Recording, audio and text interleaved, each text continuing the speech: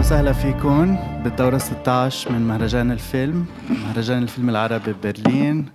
Welcome to the 16th edition of El Film, the Arab Film Festival in Berlin.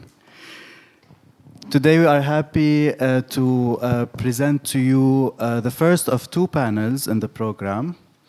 This one is titled Jailbird, طائر القفص, on prison, persecution, and poetry. We really wanted to spotlight the monumental shifts that are happening in the region, especially the state of imprisonment that many in the Arab world are and have been living with for a really long time. Particularly now with the abundance of images of prisoners, detention centers, and prisoner exchanges that are reaching us from Syria, Palestine, and elsewhere. So we really wanted to highlight this and ask the question, how do we process these images, both artistically, cinematically, and on the level of collective grief, and if there is space remaining for poetry, actually. Many of our films in the program, in the film program that you will see throughout the week, also deal with these questions. And some of the filmmakers of those films are actually with us on the panel today. I would love to introduce them to you. First, in the framework of the collaboration with the MENA Prison Forum, we have Monika Borgmann, filmmaker, who showed her film Tadmor last night. Welcome. We have Yazan Rabee, whose short film Back also screened yesterday as part of the short film program on militarization. And it is having a second screening here after the panel, if you would like to stick around for that. We also have Abou Fakher with us, who is actually also a filmmaker, but a programmer, part of our programming team in El Film. We are very happy to have you on the panel. And finally, Rasha Abbas, who is a Syrian journalist, writer, novelist, who is moderating this panel. She is based in Berlin, and her writing often addresses themes of displacement and identity. And I leave the floor to you, Rasha. Thank you, Joe. Thank you. I'm not yet a novelist. I write short stories, and they matter. On December 8th, a wave of video footage from Syria flooded digital platforms.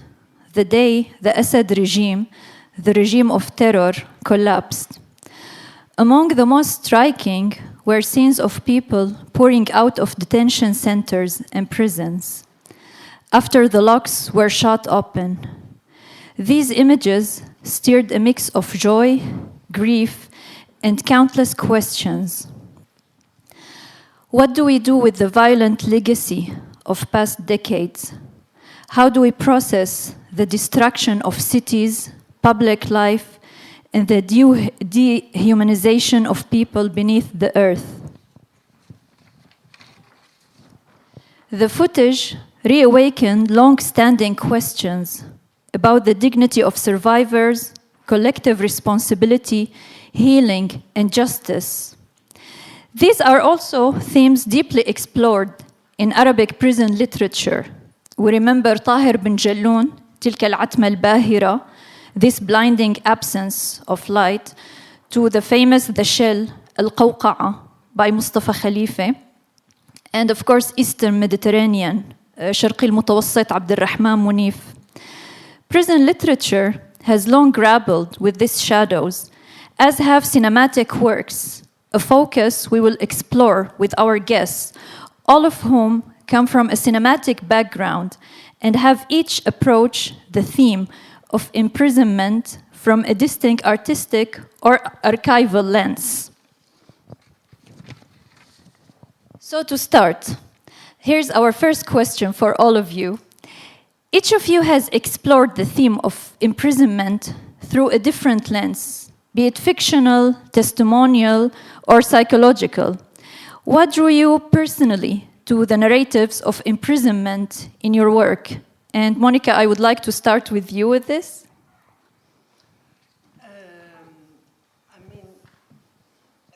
Our film Tadmor, I would say, has Sorry, can you hear her? Or maybe try better with the Michael? mic? Yeah, maybe it's better, yeah. Okay. I would say somehow our film, the film Tatmor, has a kind of very long history. And when we decided we want to make the film, it was clear for us that there should be interviews, but there should not be only interviews. We wanted something else. And we never, if I'm saying we, I'm talking about Borgmann and myself, we didn't really believe in the beginning that our protagonists, and one is here, Ali Aboudin, he's with us, could do what they are doing in the film. This reenacting, or what is for me much more reliving. So for 6 months I have been working with a Lebanese dancer who also was introduced to the group of Ali Aboudin, and it's Alexandre Polikiewicz, and we were really working together, and I have been filming with him, and the idea was that for the film he would translate the emotions. I mean, really the emotion of fear, of colère, of humiliation. And I mean, we worked on this in the same time, and this was a parallel process. We realized that words are not enough. And whenever words were missing, one of the group was just standing up and imitating or showing us, if you want, not imitating, but showing us for what he had no words. And in this, really it was a long process, and in this way, somehow the language of the film was appearing itself. So we made, in Beirut, we made a first performance. This was a kind of, it was one event. We traveled with this performance to Germany, and through this process, really, it became evident that this should be the second level of images for the film. And it was really not clear in the beginning. We had started in a different way.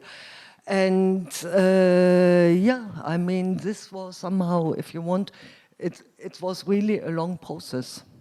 Yeah, but like the topic of imprisonment, and I think it was a project of you and Borgmann, and yes. It was part of this like system of horrors, like in Syria. It became a necessity, No. and I mean, our organization, Documentation and Research, we have been working in Lebanon a lot on the missing, on the disappeared. A part of the disappeared in Syrian prisons. And the more, I was saying it yesterday already after the screening, the more we were listening to the group of Ali Aboudin, the more really it became a necessity to do the film. The group of Ali Aboudin also was ready to do it, and it was a kind of collective testimony, and we filmed it in the beginning when the Syrian revolution started, and it was also somehow giving testimony of what is happening in the moment it again happened, and for all those who could not talk, because they were imprisoned. Yeah, thank you very much. And for you, Rand, like also you approached like this theme of prison, maybe not in a direct way, but like its subtle traces on the family life. Why was it important for you? I mean, the theme of imprisonment, or the idea of imprisonment itself, if I would really be honest about it, and very, yeah, very clear. It comes from the moment I was 6 years old, when I started understanding also what was assigned to me at first, as an assigned female born and raised in that society where things are pre-prepared for me. And it's already at that age that I started thinking of what the word freedom means like, and starting to understand also how imagination was sacred to me, to keep away from all of these imprisonments. Later on, when the revolutions began in Syria, my family, they were not revolutionaries per se. They were not pro al-Assad, but they really did not want us to be a part of the revolution. And the moment that our friends started to disappear, or we started to deal with all of this massive grief and not having a space for that to grieve within the family, I started writing. Also, I was a musician at that time. And funny enough, or it's not funny, all what I wrote were scenes, and they were scenes dealing with the prison, imagining this place and what happens between these walls. And I wrote a lot of these things that I did not know they are actually a format of scenes. And when I did my first short in 2018, it was just after I finished working with kids in the refugee camps in Brussels. And I worked with them over a year, and during, like, children, they grow up so fast, and you see the change on them so fast. So I started realizing that during this year, there were a lot of psychological change on these children that is not coming only from their own traumas, but from the traumas of the parents. And there, I wanted to work with this transgenerational trauma that comes from the imprisonment, the disappeared people, even if it's after 20 years, like this first film. It's imagined in a place that may be in the very far future, in between a mother and a daughter, where the mother is still stuck in this experience of prison, and the tragedy also of losing her beloved one, basically, in the prison. And I wanted to show how this is transferred towards a generation that doesn't even speak the language of the Arabic, for example, but they are raised still with all the shadows from that time. So imprisonment, for me, it keeps being a theme. It's one of the hardest things that we dealt with in our Syrian context. And yeah, it remains there in my work in many different ways, even in what came after in the projects that I developed and I'm developing. Yeah. Thank you, Rand, and we will also focus more on your film afterwards. And Yazan, for you also in your film Back, the theme of imprisonment was there. It was also not so direct, but it was there, like, through this nightmare, the Syrian nightmare, which is a collective nightmare that most of us, being suddenly back in Syria, no way out, and there is a danger that we be arrested or so. So why was this theme, or was it, like, important to you? Why this theme was important to me? Imprisonment. To be honest, when I thought about it, it was not. I did not see it like. I did not see the imprisonment theme around it, but maybe unconsciously, yes, because a lot of people thought that Syrians are refugees just because of tanks, rockets, and literally war. But bigger reason is psychological horror and how we have that. Yeah, and the nightmare is we are all stuck in the past somehow, and we are in this nightmare, as you said, like you wake up somewhere in Syria and then you start thinking that the army is following you, or the security, or you don't have an ID and they want to take you to prison or take you to the army or anything. And your else. passport is lost also. Exactly. This is, yeah. You don't have any ID or anything. And yeah, it's if now I think if I apply this theme on the film, there's a lot of repetition in the film, also in the dream. It's always the same. It's always repeating itself. Always like the same. Also, always running or feeling yeah, you're feeling So that you are imprisoned, like, in this fear. Somehow, yeah, psychologically. Yeah. Yeah. Okay. Yeah. Thank you very much. And back to you, Monika. Now, the line between documentation and artistic expression is always present when dealing with such themes. So I want to go back to you. Your archival work intersects with cinema. What are the challenges of transforming GROW testimonies, like Ali and like the group, or documents also, into a narrative or visual form? It's not really the case, I would say. I mean, Borgmann and I, we started with a film which was, or is called Massacre, and it's a film about the perpetrators of Sabra and Shatila, and this film brought us to found and brought us back to do Tatmor, if you want. But the Tatmor film is not coming from archival material. The rushes, I mean, it was really conceptualized as a film, not as archival material, but a lot of the rushes we have today, they can be used as archival material if you want. But we were really doing a film. We didn't go back to our archives to transform them into a film. But we were really searching, as I said in the beginning, we were really searching for the real language this film should have. And I mean, the interviews are also not really, I think they are beautifully shot in a kind of artistic way. They are not shot in a kind of pure documentary way, like you would often shoot for an archive.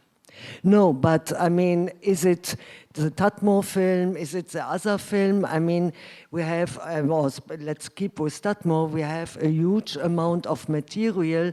And when we founded the MENA Prison Forum, we used also the material which was not part or could not enter the film.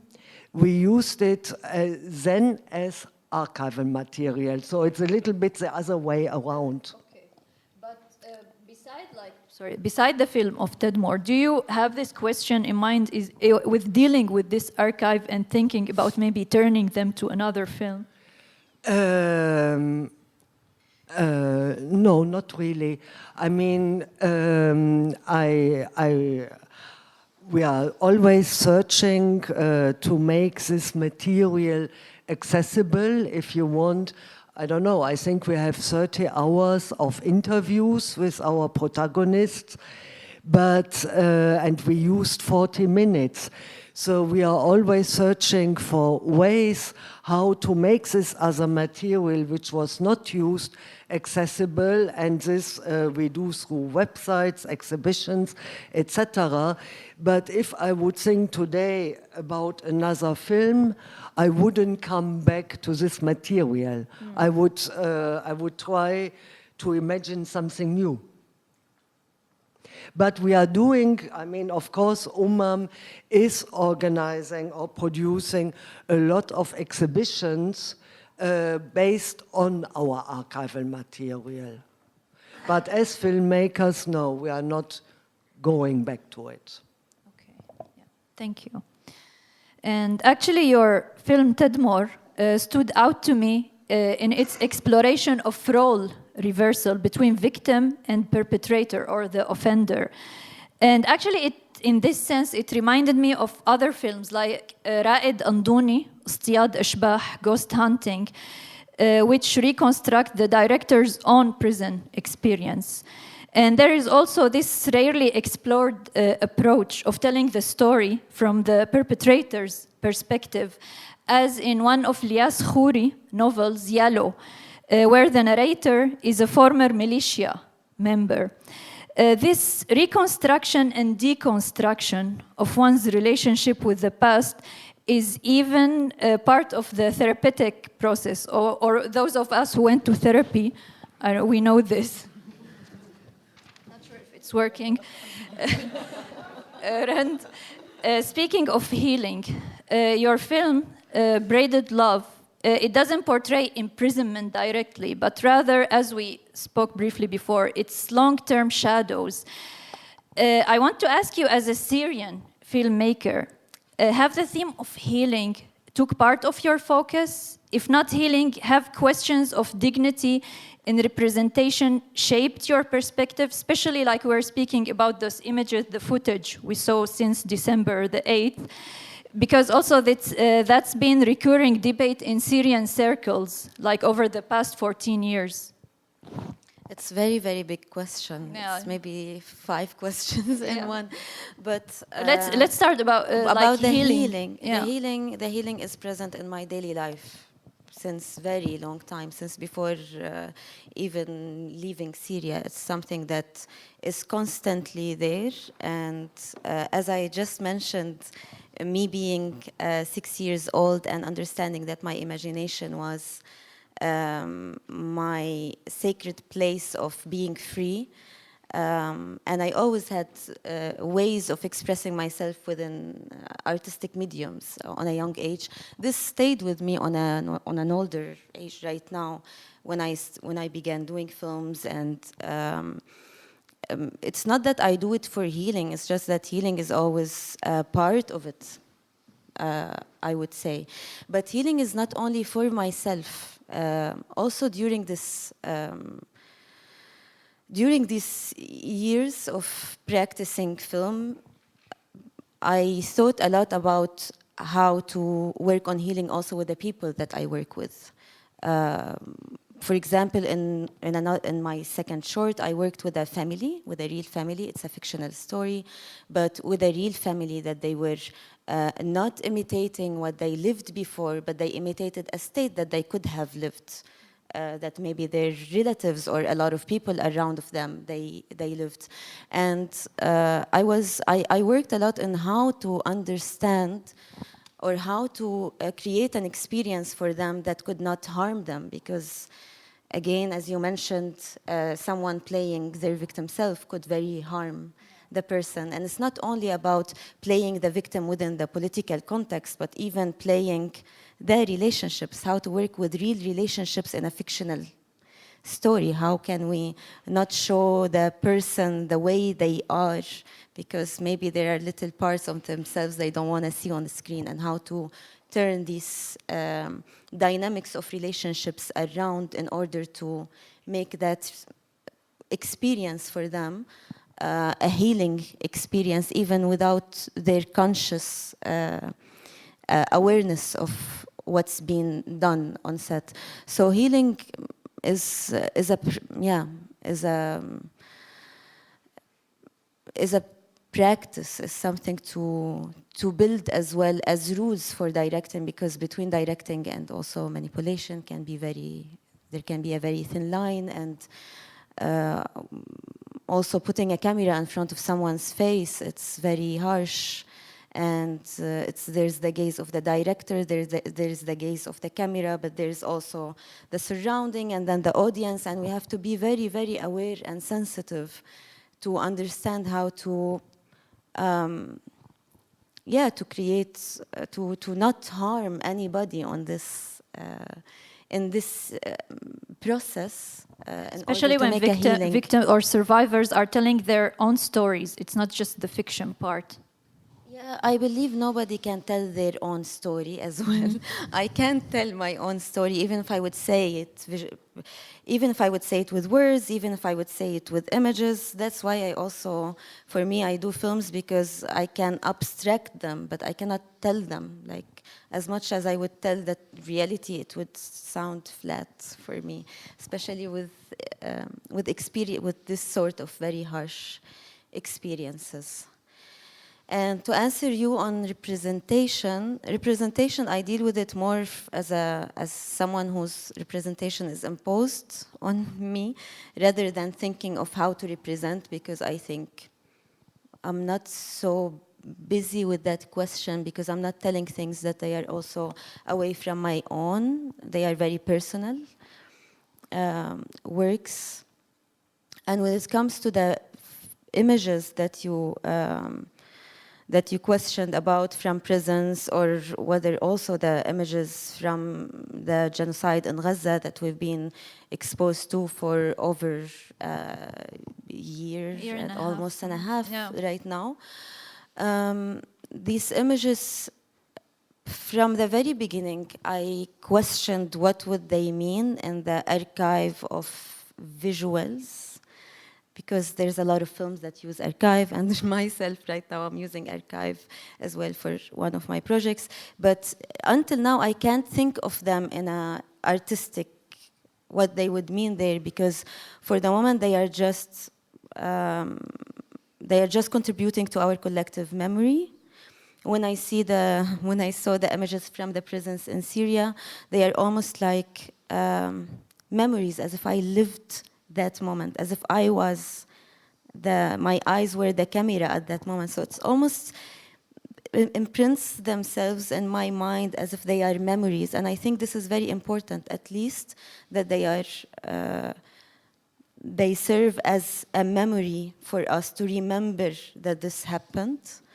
But other than that, I don't know yet how to think of them deeper than this. Did you have, I'm asking you because myself, I had these thoughts, like when we saw people, and also Monika and Yazan, you can also answer. For me, I had, like, of course, it was joyful for us seeing like people pouring out of prisons and everything. Also, I had some concerns about their agency. Definitely. Yeah, so I was like wondering if you like also had concern or thought about it, like of them being showed like this, you know? I mean, there's a lot of ethics around what we use as image. Can we film a child? Can we film an animal? Even like, what is the agency, the ethics? It's a very big question. I was very angry when I saw the images, or maybe also very, very sad.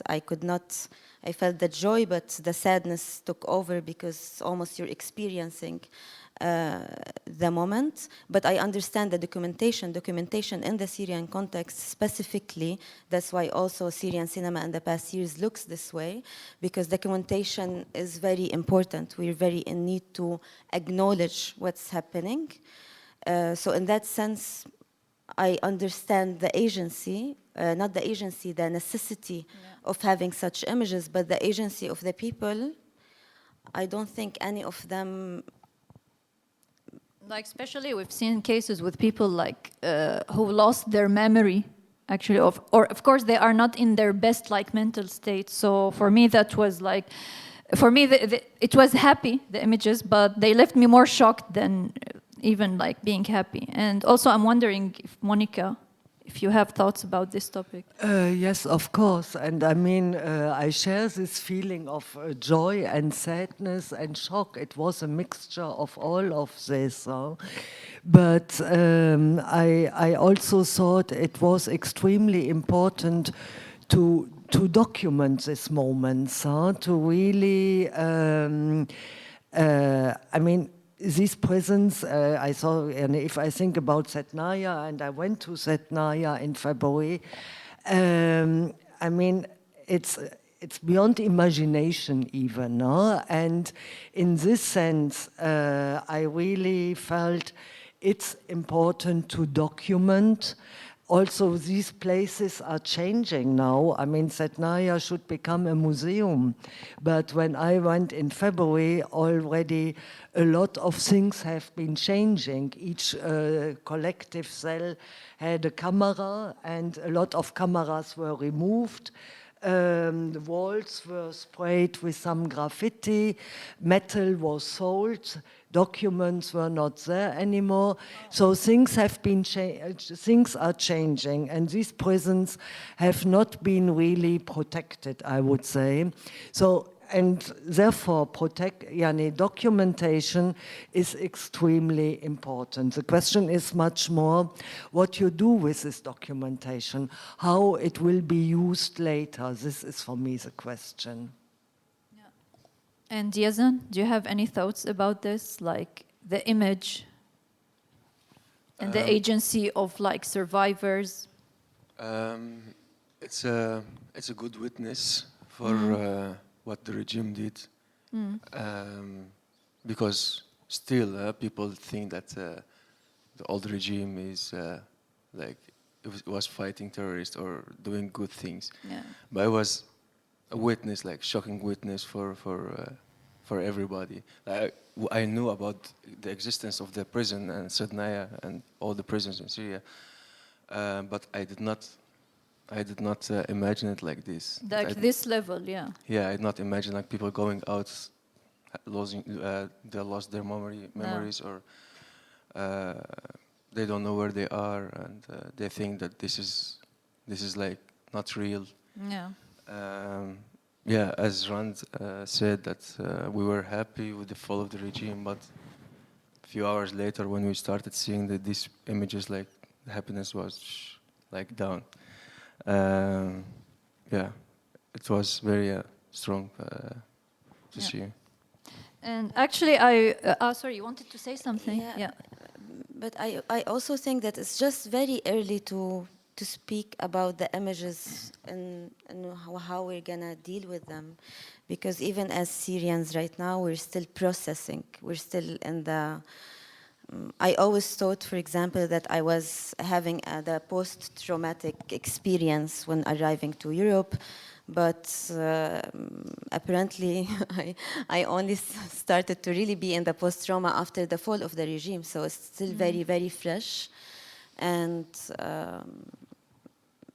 yeah, at some point we will also go out as Syrians from this necessity to acknowledge and say this what happened, and to become also more conceptualizing, or like looking more for the deep meaning behind all of that experience, including the images. Yeah, I agree. Actually, lots of things happened in just like 4 months. Yeah, so yeah, I agree that we still need more time to process. And Yazan, back to you. In your short film, Back, we encounter a different kind of prison. It's a symbolic, psychological one. It evokes the Syrian nightmare that we spoke about. First of all, what made you start with the idea of the nightmare? I had this nightmare for a long time, but for a long time also I thought that's just me who has it. I did not know that others had it. Only I accidentally discovered that also other people have it, and then started asking people around me about this dream, and they also have it. This sparked something in my brain that's interesting to research this. How is it possible that a lot of people having the same nightmare? Like a collective subconscious. Yeah. Yeah. So yeah, I'm a filmmaker, so I made a film about researching how is it possible. So I was looking back at pictures from 2012, 2011, where people used to run from the security or the protest or so. Yeah, the protests. Also went back in time to the time of my father's parents' generation, and like transporting this trauma from Yeah. generation to generation. Just asking these questions in the film. That's how I wanted to discover. How it's And actually, possible. I wanted to ask you about also your reflection. Now we are four months after the fall of the regime. And I think this Syrian nightmare kind of disappeared, right? Do you think that's true? Or maybe like some other thing is replacing it? I can imagine. I have a lot of kind of dreams about Syria. Like one of them is this nightmare, and sometimes I have this dream that I'm walking there, but like with a lot of like being cautious all the time, but not running or anything. But lately, after the regime fell, first after I made the film, the dream disappeared from me. But after the regime fell, I used to go to Syria, and my dream just walk there. Okay. Nothing bad happening, just chilling, just walking around. That sounds nice. Yeah, I'm honest. You healed actually after making the film from the nightmare. Maybe, yeah. Gesundheit. And I want to go back to you, Monika. Like just finish. So, speaking about the past 4 months, I've my own observation. I've noticed a drop in symbolic or artistic expressions about Syria, like replaced by direct commentary in public discourse in Syria. So, Monika, especially dismantling the system of horror has been central to your work. And with the collapse of al-Assad regime, and you visited Syria in February, just take your time. I go 1 second. Okay. Out and I come back. I'm very sorry. And actually, till Monika came, did you realize, for example, Syrians are not like using like symbolic and artistic kind of way, like dealing with what's happening now, right? It's feel more direct, and the events are the more important thing. Or is it wrong, my observation? I don't know. No, I think it's true. Still, the regime just fell, just No. 4 months. But it's true because the language of symbolism in art comes from maybe censorship somehow. No. That's, you don't want to tell something, so you use symbols or metaphors just to say something to guarantee your safety. But now, we are now free people, let's say, so far. I don't know about that. Yeah. Maybe so Somehow, far. yeah. Yeah, it's complicated. Yeah. So I think for us now no need to fear anything so far. So that's true. After the fall of the regime, Or maybe also there is now a more space for actions than it was before. So we were filling it with like artistic expressions. I don't know if Rand, what do you think about this? Yeah, I think that for the moment we're busy with documenting again. We're busy with acknowledgement, and I'm sure that we will see also a different sort of Syrian cinema. We had the Syrian cinema of even self-censorship, how to say things without putting them in the frame, or how to say things around, to hint around things which marked very much the Syrian cinema and made a very beautiful works actually. But right now there is there is the need for documentation and to be very blunt, and I think this very soon will change. It's not that it will take so much time for us to look for deeper meanings, to the meaning of all of this, to the abstraction as well of all of this experience. And I think it's just that collectively we're very busy with talking finally with all the things on the table. Yeah. But this will change soon. And I think this maybe did it change already in when it comes to literature, for example?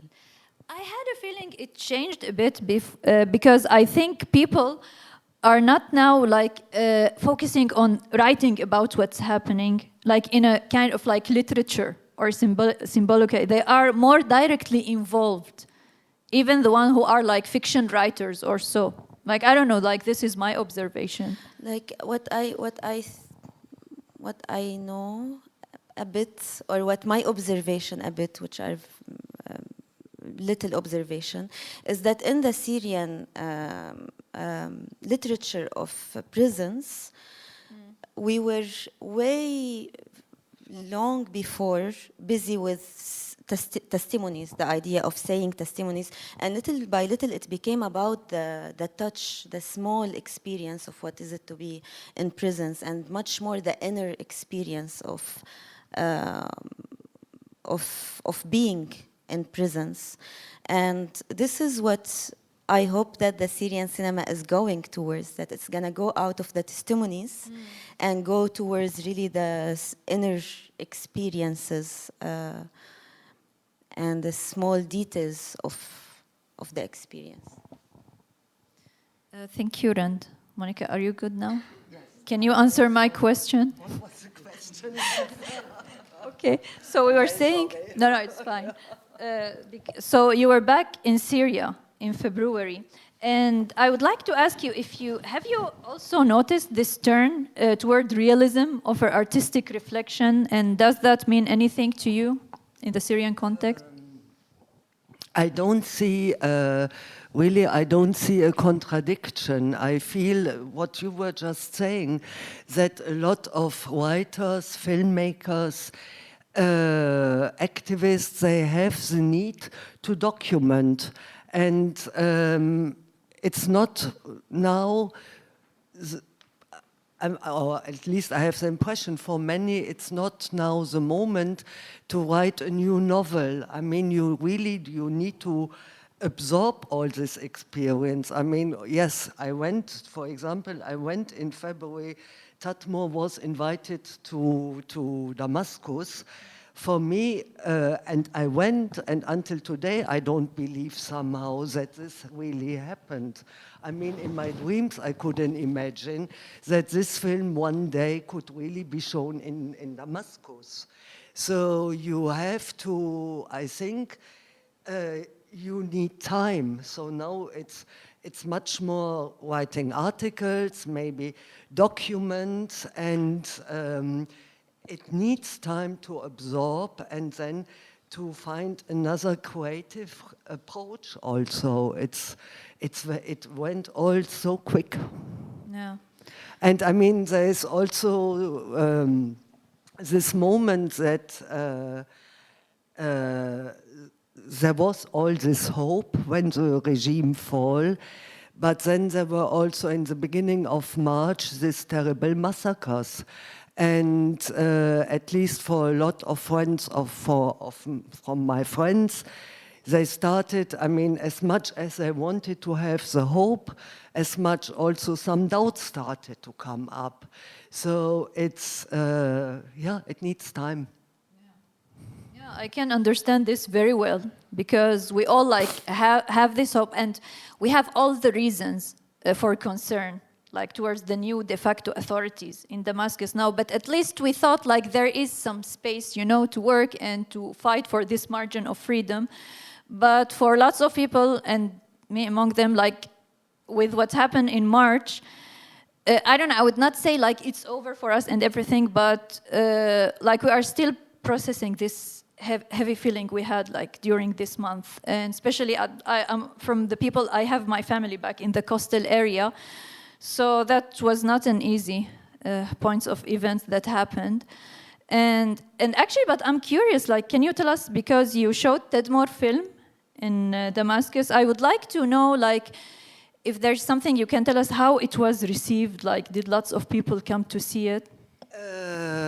Yes, I mean, it was an association which invited the film. It was not in a cinema. It was in a normal room, if you want, where they have a screen. And it was full. And people were standing also, and I'm saying this because, I mean, the film is very long. It's almost 2 hours. Yeah. So people were really, some people still saw the screen, but other people were standing and even couldn't see the screen. They were only listening, and they were there for almost 2 hours. So I found this really unbelievable. And the discussion was quite different from all the discussions I had until now. Normally the film is perceived as really very hard or tough. It's normal that people, that some visitors are going out. I'm used to this. I even know what are the scenes and when they go out. And there, partially the discussion was, or somebody said, it's too soft. Why the film is too soft. And I was sorry, trying, in which sense it's too soft? that the torture and the violence was much more than the film shows. And I mean, then we were discussing that this is a documentary and not a fiction film, and there were these kind of questions. Then there was very much the question about justice and accountability. And what was also really very touchy, there were several survivors in the public, and people started to share their experiences, as somehow the film was provoked a discussion also between them, and this was really something very beautiful. No, it wasn't. I mean, it was an amazing experience. Okay. It's great like you were able to do it. Okay. Are we running out of time? A little bit. Oh, it's already... Okay. So I had like a bunch of nice questions for you too, but it's fine. Then we can start the Q&A now. So if anyone has questions. One of the mics, yeah, sure. I think you can share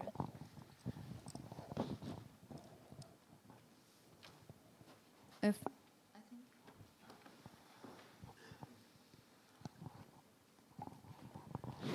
Thank you very much for all of you, and also for sharing your experience and showing the movie in Syria.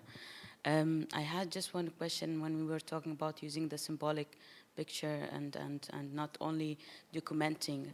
And what I've been thinking about every time I watch a movie about Syria, that this, for me, it felt like by only documenting and not focusing on the small details or the symbolic pictures, or how, like, it was just focusing so much on picturing Syrians as absolute victim, and this extreme pictures of violence that Syrians always were pictured in it, without showing some of the, like, for example, if we were going to take refugee experience, most of the time it's shown that the refugee, the way they're living the experience, but never was like this interpersonal things that they go through, any kind of artistic scene that could be, I felt like this extreme focus on documenting was somehow dehumanizing or contributing to the dehumanization of Syrians as people who can only suffer, cannot love, cannot, I don't know, be evil or be rebellious or whatever. And I was wondering if you think that, I mean, I have the understanding that because of the extreme violence that people have been subjected to and going through, including ourselves as Syrians, but do you think now by the falling of regime and that could be changed, where we can, as you said, that now we are going through post-traumatic Belastungsstörung, whatever. So do you think that now we can really feel we can humanize ourselves in the way we, as Syrian, picture ourselves in our movies, and not only for the West to see us as, I am the victim, and this is how I went through, but also for the Syrians to know each other, because I feel what also one point what the regime did was like me as with whichever identity I have from the north or south, we didn't get to know each other, like, or people who lived in prison never get to know each other. So do you think that after the fall of regime and the development that happened, that this will make a shift in a way that we can picture ourselves? Of course, we were a victim of the war and but do you think that will make a shift to the cinema, or the Syrian cinema will start to picture also the Syrian as, I don't know, survivor, an artist, lover, criminal, or even an evil person or a good person or whatever it is? I'm interested to hear your opinion about it. Thank you very much. So, I think we're already on the way to there, for sure. And there are great films that lately have been made also by Syrians. One of them will close the festival, Yunan, by Amir Fakhreddin, which really focuses on the inner experience of exile without having the need to explain or to say something, a message to an outsider. It's much more directed to humanity, to people, to us, to everybody, rather than to a Western audience. And yeah, there's, we know that there's a lot also that of magic realism that's been thought of, and it's just signs of healing. It's signs that we are being on the way to heal, that we are starting to think of other mediums to express. And we should not also forget that a lot of things that happened about Syria specifically were done not by us. And so we cannot also just say that all the Syrian, the films that are on Syria are the Syrian wave. It's not at all. But we have to also acknowledge that it's very normal that we went for documentaries in the past decades. And we have to accept that it's great documentary films that has been made by Syrian filmmakers that were in need to be made in that moment. But yeah, I believe that we have already signs of healing, and we're already going towards other ways of expressing through cinema. Yeah, also I think that it's a necessity. It was a necessity to talk about the Syrian, like as you said, showing us as victims. But we were victims, like, of this regime, and it was necessity to show this to the world through this middle film or whatever. For me, it's necessary to show that. Monika, do you have any thoughts of this? Is there a possible shift for like our agency on our own like image? I mean, I'm talking here as a non-Syrian, yeah. And I don't think that there have been only films showing Syrians as victims. I mean, I think there has been also a kind of diversity.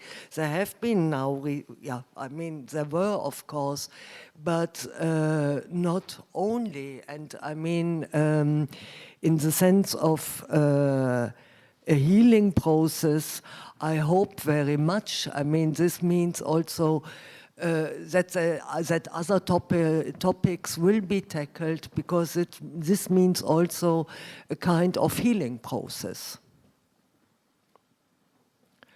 And I mean, it's the same a little bit in Lebanon, if you want.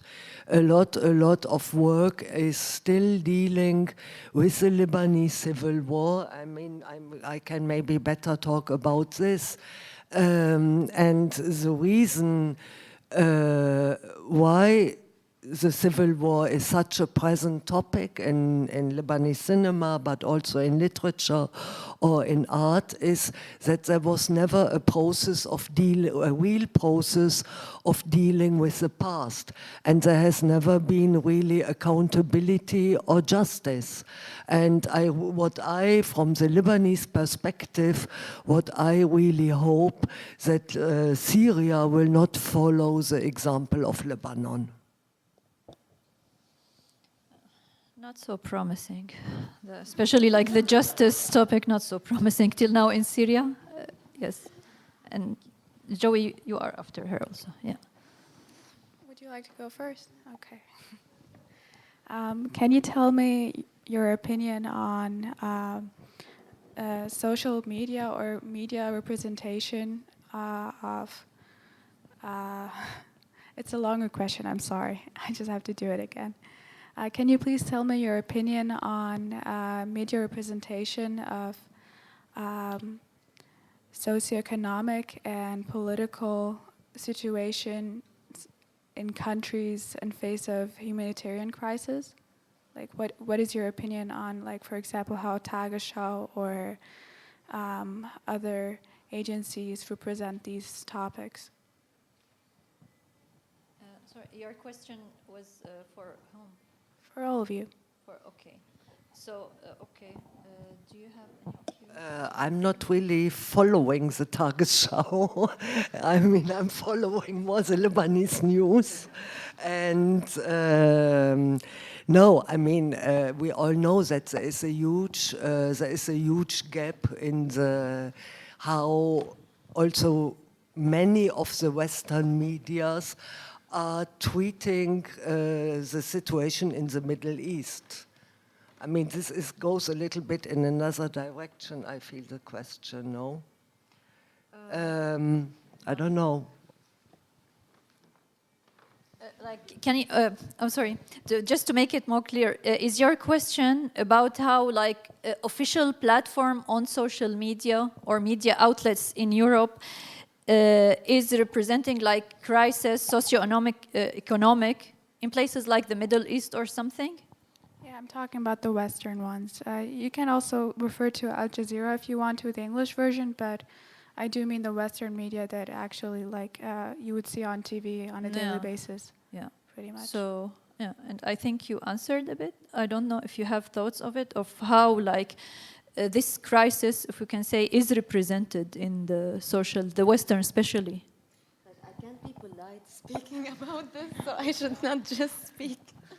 No, but of course we're misrepresented. The whole narrative is manipulated. It's something like it's a given information for me. Like I don't have a deep opinion about it, but of course it's big propaganda all over the place.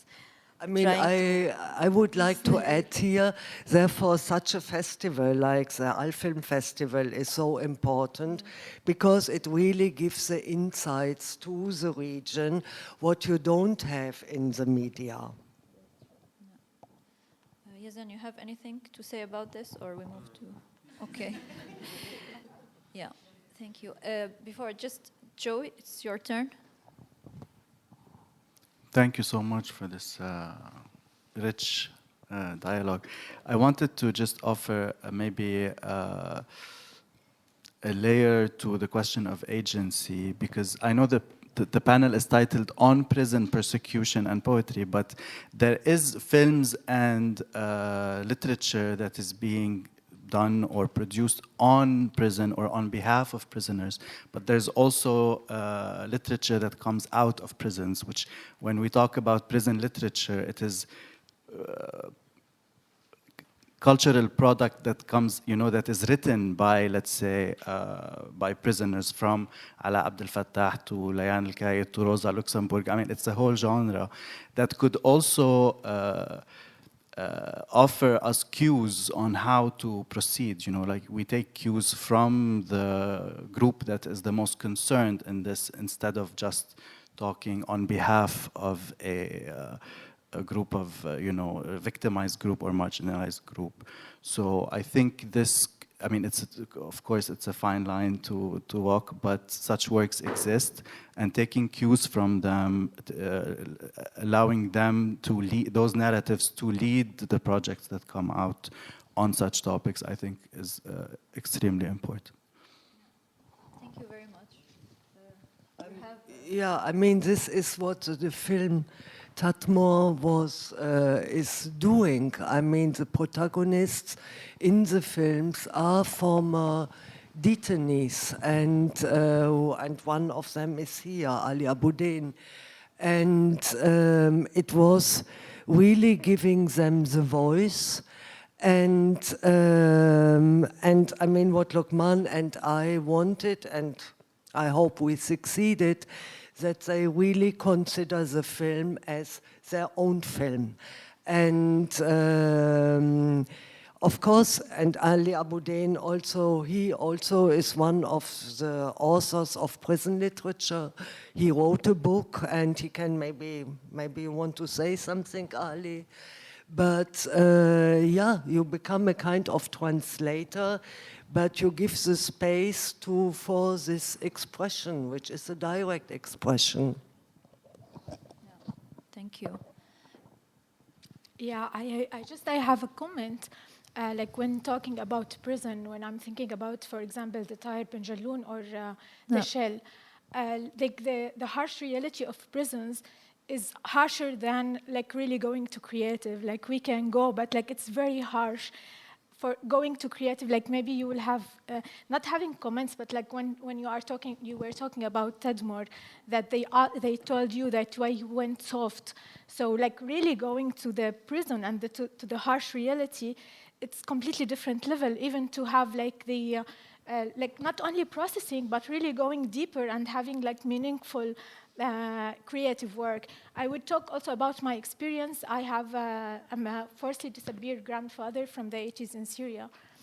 And like I started to deal with it in the beginning of the revolution by sending letters to him, like writing letters to him. And that was like, I couldn't like really bear the harsh reality of what's happening, but like to really having like this idea of that he does exist and sending letters to him. And at some point, like also like if we want to talk about the healing and dealing with the trauma, I started a novel which is still in the process. And like always the reality is harsher than, and like also more surprising than whatever I could imagine. Like for example, like even falling of the regime, I would not even dare before to like really write something that has like this closure of following the regime and having like what's happening.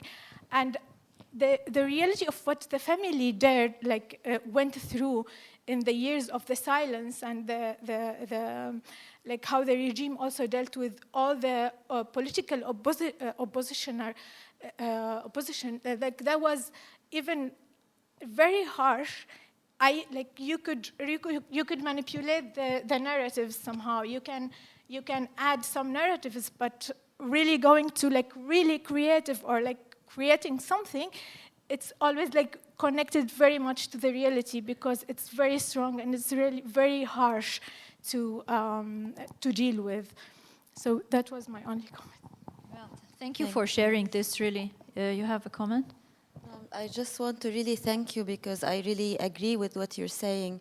And that's why I don't think art should be, like, I don't even believe that filmmaking is storytelling. For me, filmmaking has nothing to do with storytelling. It's a medium that is using all of these elements to tell something that cannot be told by words. And it's also almost like giving birth to something, and without, if we stay in our mind and we want to say something from the mind, I always wrote my worst ideas or dialogues or texts when I'm thinking.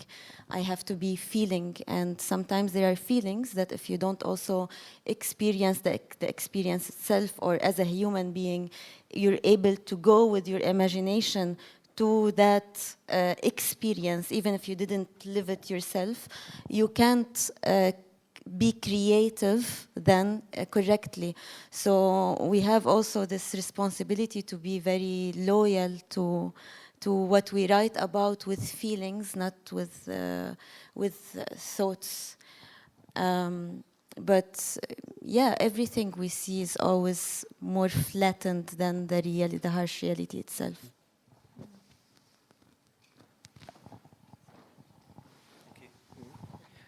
Hi, thanks very much. Very interesting discussion. My question is related to audiences who attend and come to film screening about persecution in prison or any other artistic expression other than films.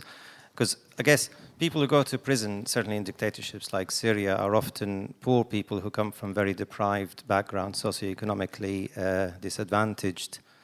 Yet people who make films about them and people who go to see those films are of a certain social class that's quite removed from those people who go to prison. I might be wrong here, and I would be happy to be challenged on that.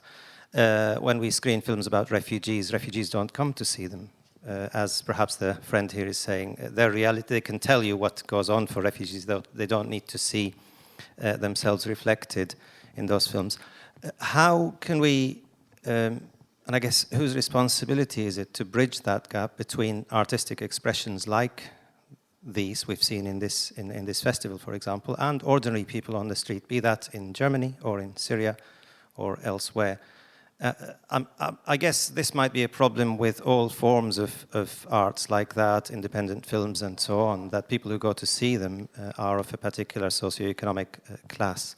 In Britain, it's about white middle class people who go to see these things, intellectuals often. The ordinary person is too bothered about making a living to go to see an independent film. Is this your responsibility as filmmakers, as artists? Does it bother you that, I mean, if you look at this room, there's a certain category of people who are in here, and out of the thousands of refugees in Berlin or Syrians in Berlin, very few are here of a particular category. Is this a problem or not? And if it is, what can you do, what can we do to increase access of ordinary people to these forms of artistic expressions? Thank you. Thank you. So, first of all, you agree there is. You think there is a line between the people we make films about or we write about and the people who really come to the screenings. And so, first, do you agree that there is this difference? Not 100%.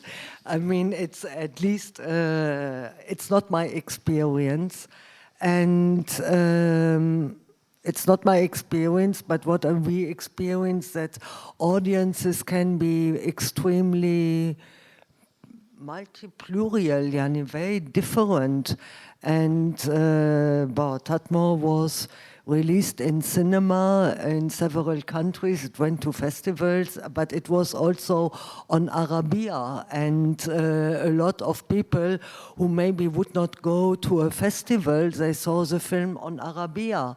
And in Lebanon, I mean, we had not many screenings in Lebanon because of the general security, but we had, and there we had also a lot of other detainees, for example, or former detainees who are not in the film. And I can only say from my experience that audiences have been always very, very different. So I cannot say, I cannot reduce them to the middle class, the rich or more or less rich middle class, looking at the others. It's not the case. And Yazan, did you agree with her, or what do you think about it? For me, I don't feel like I'm doing a film about someone and showing it to someone else. I do films about me, even if it's not my own stories.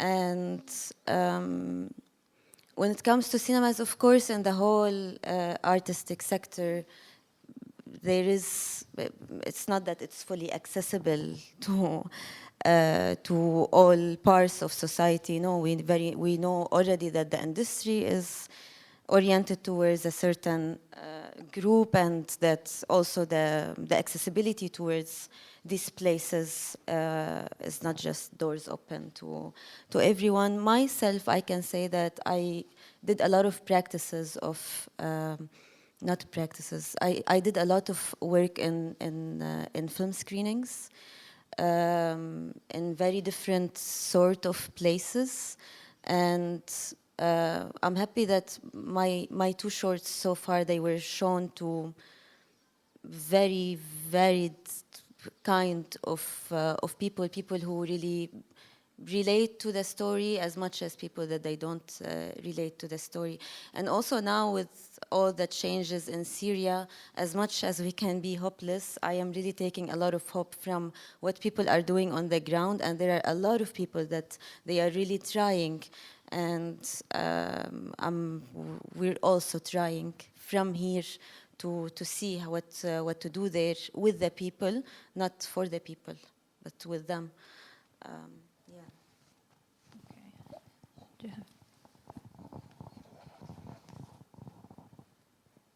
We don't have further questions. We have one. Hello, everyone. I want to show my respect, or say my respect to you and your work. And I'm here also coming from the Vietnamese context. And if it's of any interest, my very innocent Vietnamese parents were also very, in an innocent way, very happy about what happened in Syria, or happened with the fall. And we are celebrating now 50 years of independence in Vietnam, which, for those who don't know, we had Chinese occupation, French colonization, followed by American invasion, followed by a civil war. So an excessive history of trauma. And I realized as well that in the Vietnamese context, similar to the Palestinian context, art and politics is almost inseparable. For a very long time, there was no art without politics. And of course, every politics has an artistic element in it, and every art has a political element in it. But I also realized that, I think Lehas was trying to point to that, there are many people who want to break with this inseparability. I think the same happens in Gaza or in Palestine a lot for the Palestinian artists. Yes, the art and the politics are interlinked, but there are some artists who want to break with this because, they don't want to be only artists who are fighting for a cause, but they also want to be artists who, fighting for a certain identity, fighting for diversity, fighting for, different struggles that happen beyond the national cause. And I think what I want to ask you is where you see yourself and your work as an artistic activist, perhaps, or a political artist in the next 5 or 10 years. Not knowing what happens to Syria, of course, but still perhaps you have a more hopeful idea of what you can do with your political art. Yeah. I thank you for this specifically because it was one of my questions before Joe forbid me to ask my question. So how do you see maybe your artistic work? Yazan, it's your turn now. Yeah.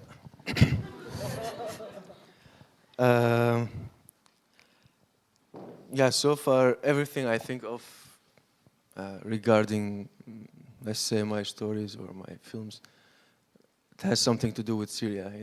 I'm Syrian. I was born and raised there, and a lot of my past happened there. 2/3 of my life, and so far what I thought of is related to Syria, and what I'm writing on now has something to do also with Syria. It's social subjects about many different subjects. Like what I'm writing now is about indifference as a byproduct of war.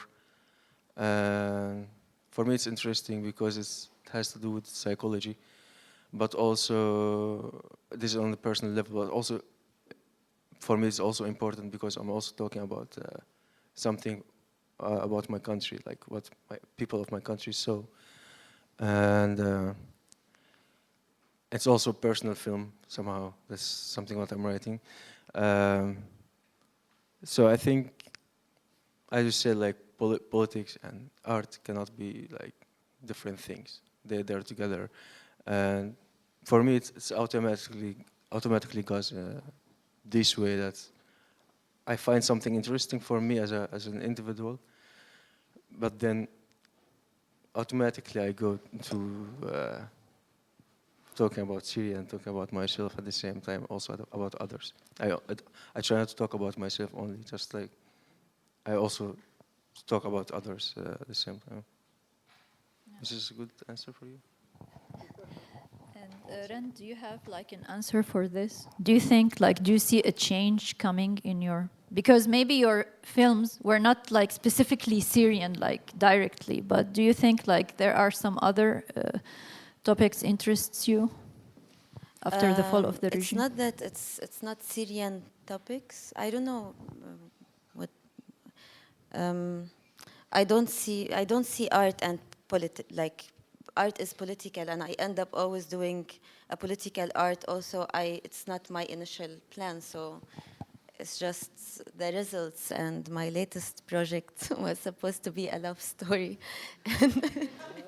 and we all want to do it was this. supposed to be a very light love story. I am right now editing a very tragic, beautiful love story. So it's impossible for me to not see a character and a person without the outside political and social circumstances. Yeah. And like Monika, you are not Syrian, but we see you as Syrian. But also, I'm wondering if you see like a potential, like maybe future projects also in Syria. Yes, I mean, maybe not as a film now, but for sure our we are in touch with Syrian partner organization. We are trying to be active in Syria. If I think today about another film, it would have to do with Lebanon. Okay. It's Not fair. because it's just personal. It has personal issues. No. Okay, thank you. So, do we have other questions? Or, yeah, Qusay, you wanted to ask something? Not sure. Think about it. We have a few minutes, and also I would like Ali. Ali, do you like to speak about your book she mentioned? I'm sorry to put you under the spotlight, but also I want to know about it.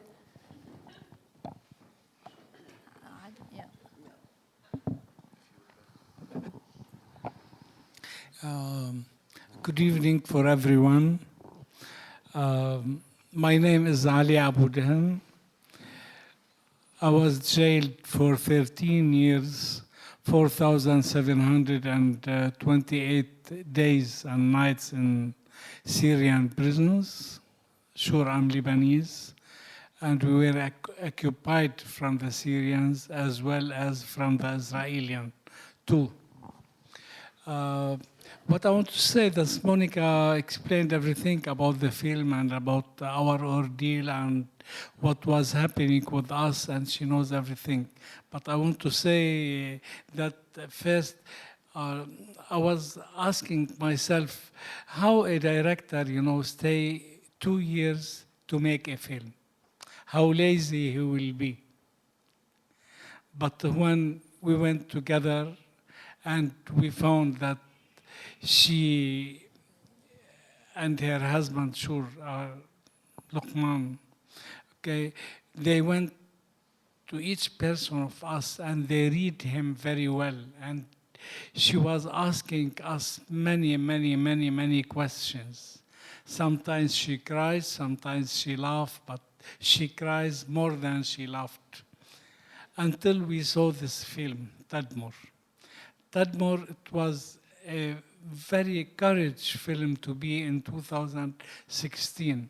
while the Assad regime was occupying most of the Arab countries, but especially in Lebanon, has a long hand in Lebanon to catch everyone who is against him, especially with his, Hezbollah and some others who are helping him.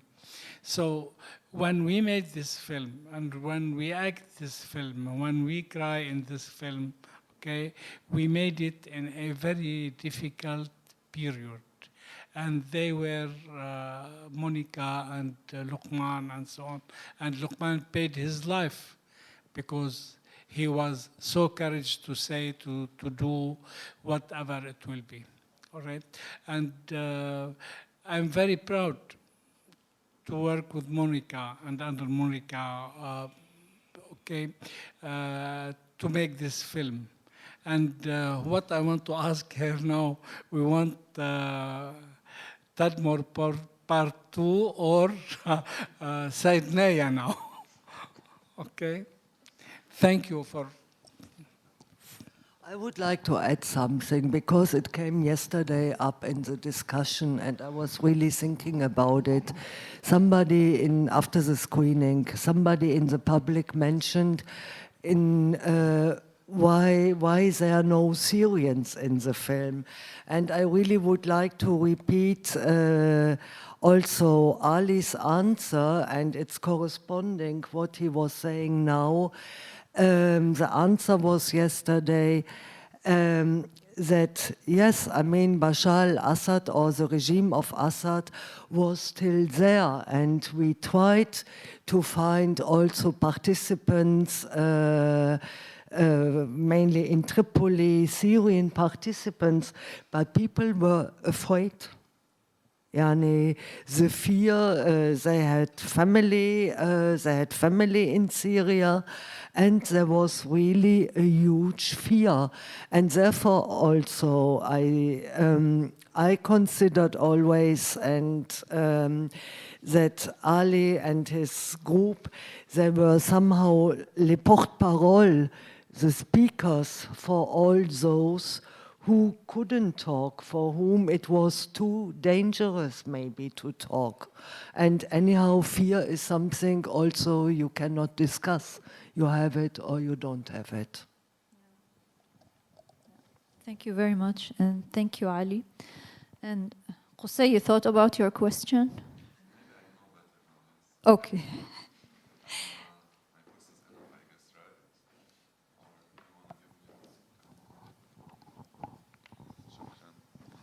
Thank you so much, every one of you.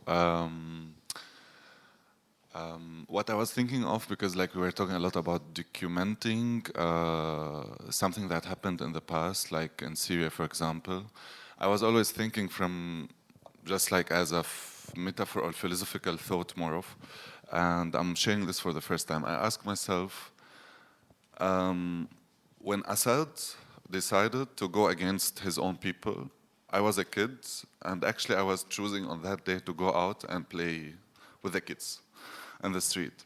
So I was playing, and Assad was deciding on that day to start a war against the Syrian people. So I'm thinking, if I'm making a film about this day, rather I would like film myself playing on the street and documenting that moment, because that was my choice, instead of documenting the choice of the dictator. So how you see this? Like if we imagine ourselves now, Ashara, our new hero, who like maybe starts tomorrow also a war against the Syrian people, like as Assad did. Would you document this, or would you be maybe cutting aubergine and then document that moment and give it to the people as just a human being? Is it clear for you? Because I think I would like it to be more clear. Are you asking like if something like this happens again, like is the starting point, or what we were doing at the starting point is the important thing? No, I mean like if I'm doing a film about the war and I'm like using the same decision of the dictator who's like going against his own people, but Like when it started. that's not my own decision. Even I'm Syrian as well, or I'm Lebanese, what else?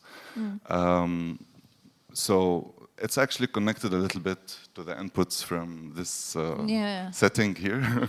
So we set right, I guess. So the thing is, if it's not my choice, why should I document it and like follow the dictator choice? Exactly, and reproduce. Like if also I documented, let's say I'm documenting the sound of the war or like the pictures of the war. Why not using it in a different way? Why is it not, like sometimes people would say it's not ethical to change these images or like these sounds. But even like maybe I might change it into a healing setting and give the people a place to rest instead of showing the same exact traumatic experience that was there already. And this is why I'm asking now, like if we're thinking about the future, would you prefer to document what Shara might do as a bad thing, like what he did already in the coastal region, for example? Or do you think, how do we resist, like, do you think that film might be also completely something else, inspired by the war, but maybe, manipulated? Not the right word. I would just like to say, there is documentation and there are documentary films. And documentary films, and of course there are fiction films, but also documentary films, I mean, they can have a very personal approach. So a documentary film is not documentation, I want to say. And in this sense, I cannot really answer your question, because with the two films we have been doing, the first film, which was called Massacre, really tried to understand collective violence, and this was our starting point, the wish to understand collective violence.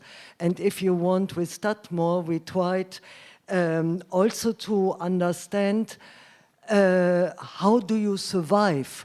But there was something very personal in our approach, how we approach these topics. And there were topics we wanted to approach. We were not documenting. Therefore, I'm saying there is a difference between documenting and documentary films. We are not documenting what is happening. I mean, I was not working now, I was following what is happening in Gaza, for example, but I was not documenting what is happening in Gaza. So whenever I make the decision to do a film, it has also a lot to do with myself, and it has to do with a topic, not what is happening really on the ground. Yazan, and then do you think in fiction it's even easier to fight the narration of like the dictatorship, like to regain our own like view of things, right?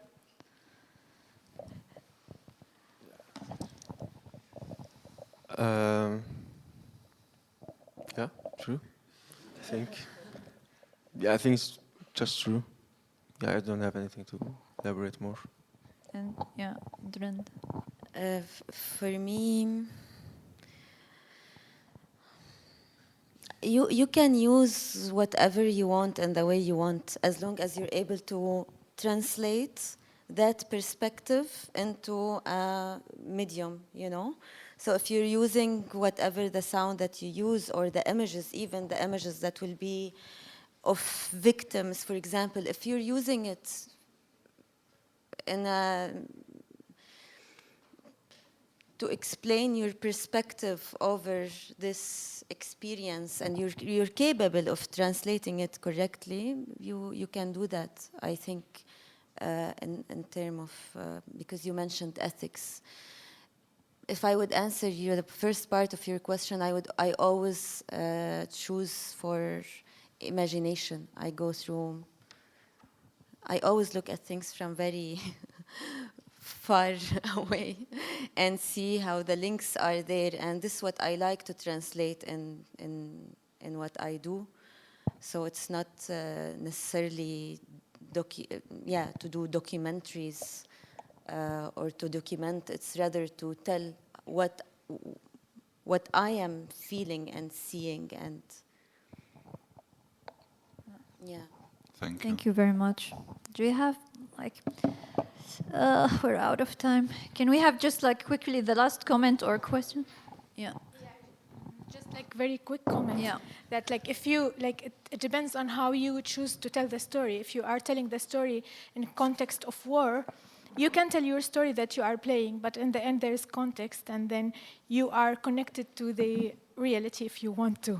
So of course you can tell it the way you want to, but there is a bigger context that you are playing in a war, and then you are connected to the war in a different way, and then you choose how to tell the story of the war. So just wanted to say that.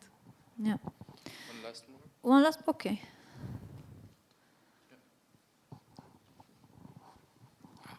اوكي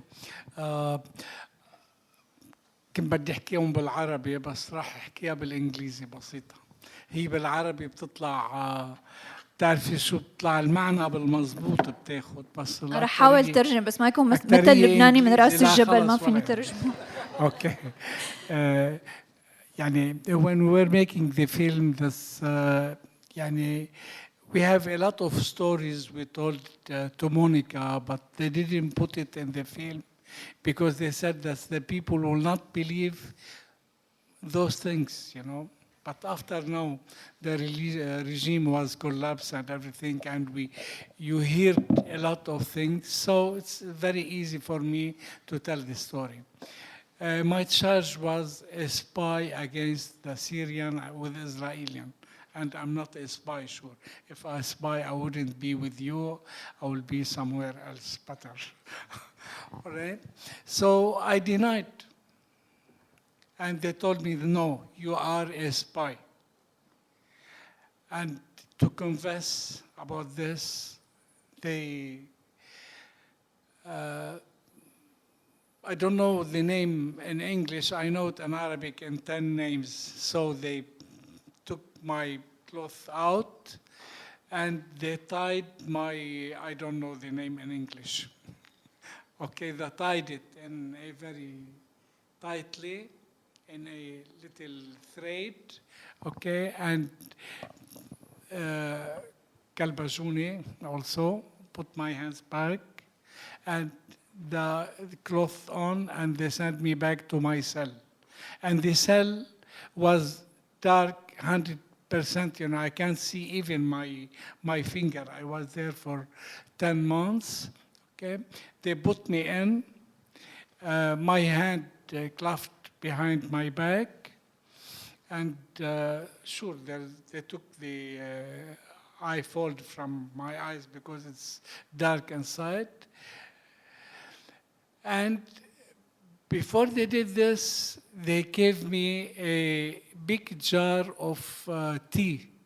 And the tea was a little bit hot and a lot of sugar inside. And he said, okay, you can drink. So I started drinking.